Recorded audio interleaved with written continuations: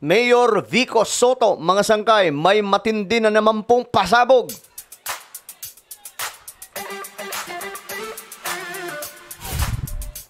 Nako, talagang maiinit po ngayon mga sangkay itong mga balita na lumalabas.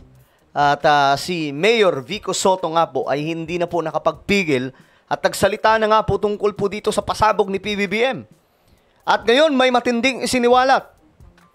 Bago natin umpisan yan sa mga hindi pa po nakakapag-subscribe, tayo po ay 1.54 million subscribers na. Kaya naman sa mga hindi pa po dyan nakakapag-subscribe, makikita nyo po yung subscribe button. Sa baba ng video na to, i-click nyo lamang po yung subscribe, i-click ang bell, at i-click nyo po yung all. Sa mga nanonood po sa Facebook, i-follow nyo po yung ating Facebook page. Shoutout po sa lahat ng mga solid sangkay na nanonood ngayon. Alright? Comment down below, hashtag solid sangkay kasama po ng inyong mga lugar. Ngayon, eto kasi mga sangkay ang pasabog ni Mayor Vico Soto, no? Ang isa sa mga matutunog na pangalan na pwede daw pong maging presidente pero hindi pa po sa 2028 kasi hindi pa po pasok ang kanyang edad. Dear, sabi po niya dito, Dear Pasigueños, this morning, PBBM presented the top 15 DPWH contractors for flood control projects. Ayan na. Sinakyan na nga po mga sangkay ni Mayor Vico Soto itong pasabog ni PBBM. Sabi niya dito, you may have noticed that Alpha and Omega is top 2 and St. Timothy is top 3. These companies, along with others, including St. Gerard, are all owned and controlled by the Discayas. Ayan na mga sangkay, ito na.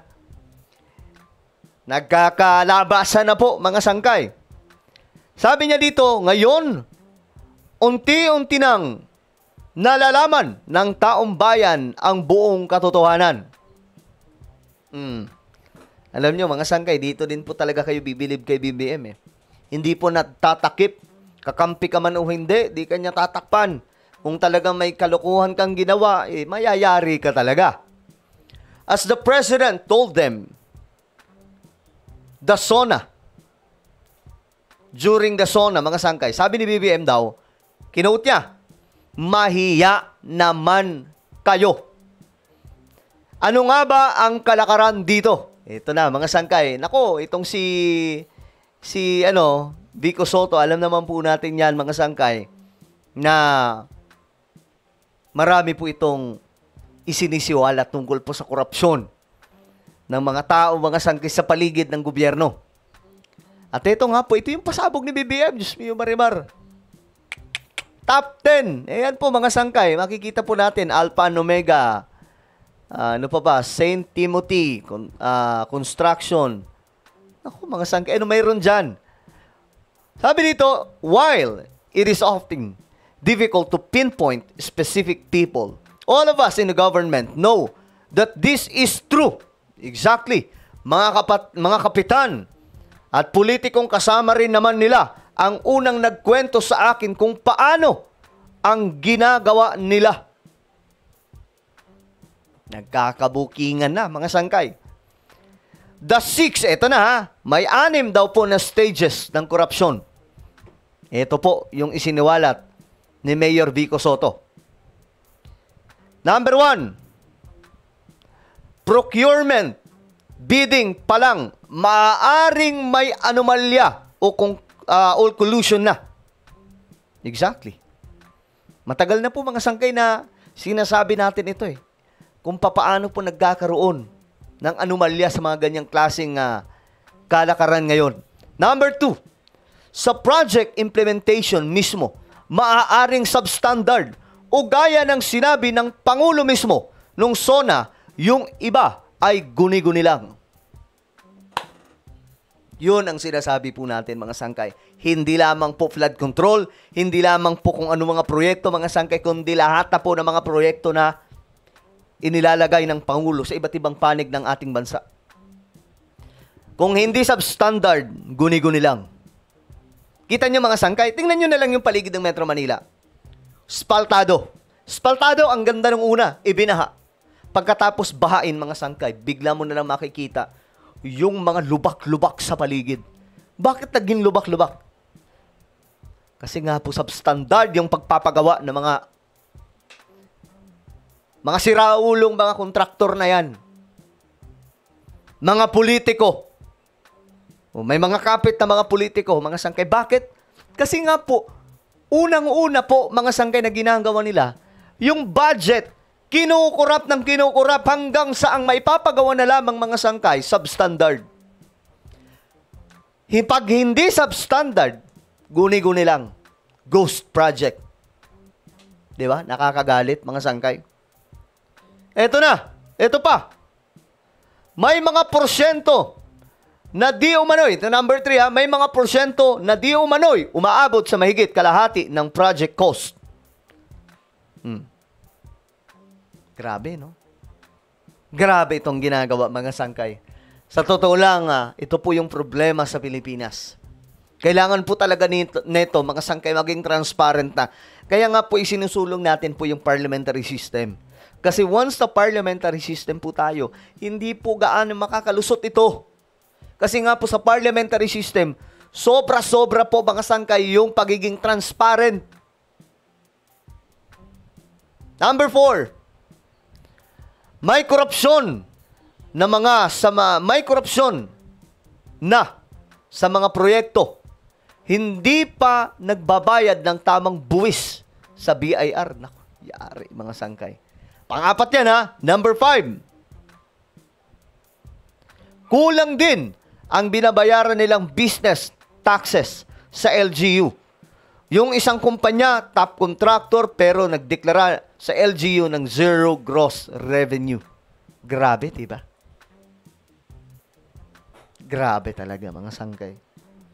Buti na nga, si BBM, hindi po siya yung tipong katulad ng ibang namuno sa Pilipinas.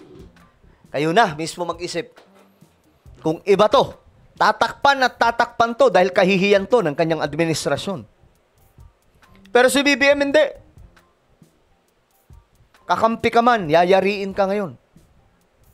Kung isa ka sa tiwali. Number 6, pang-master na ang 1 to 5. Papasok na rin sa politika. Yung 1% ng nakaw, ibibigay sa tao bilang tulong para magmukha silang mabait. Buti na lang, puro talo kandidato nung taga-Pasig, pati sa party list. Ayan, mga sangkay. Pasigenyo, sabi niya, it may be difficult and even dangerous, but let's do our part in exposing and ending these systemic practices of corruption. For the LGU's part, first, we will send to the President all of the information and red flags that we see. Second, we will continue the cases against these people so that we can collect the millions, if not billions or pesos that they owe the LGU in business taxes. Sabi niya dito, makolekta lang natin ang utang nilang business tax sa LGU. May pondo na ang Pasig para ipagawa ang building para sa judiciary at national government agencies nang wala na namang binabawasan mula sa ibang programa. Ay, nako, mga sangkay. Nakakalungkot, no? Pero buti na lang may presidente tayo na katulad ni BBM. Kasi kung hindi si BBM ang presidente, malamang sa malamang, takipan to. Pag tropa ka, tatakpan. Di ba, mga sangkay? Kaya nga po, ako masyado akong natatawa kapag sinasabi nila, si BBM, katulad ni Pinoy. Hindi po. Malayo. Si Pinoy, puro pang tatakip yun. Di ba? Puro pang tatakip yun. Si BBM, hindi. Kakampi ka man o hindi. May nilaglag ba si Pinoy nakakampi? May nilaglag ba si PRRD nakakampi? Wala. Si BBM lang. Kahit kakampi ka pa, kung siraulo ka, at gumagawa ka ng mga... Kasi itong si BBM, hindi po ito kayang bayaran. Mas mayaman pa po yan sa mga mayayaman sa Pilipinas. Paano mo babayaran yan? Pagdating sa Marcos Wealth, Mambihira. Ay, naku po mga sangkay. Kaya hindi po nila ito masusuhulan ng kahit na anong pera. Kahit na anong halaga, kahit gaano pa kalaking pera. Alright, so ano po ang inyong opinion? Just comment down below. Meron po tayong YouTube channel, Sangkay Revelation. Hanapin nyo po ito sa YouTube ngayon din. Kapag nakita nyo na, i-click nyo po yung subscribe, i-click ang bell, at i-click nyo po yung all. Ako na po ay magpapaalam. Mag-iingat pong lahat. God bless everyone.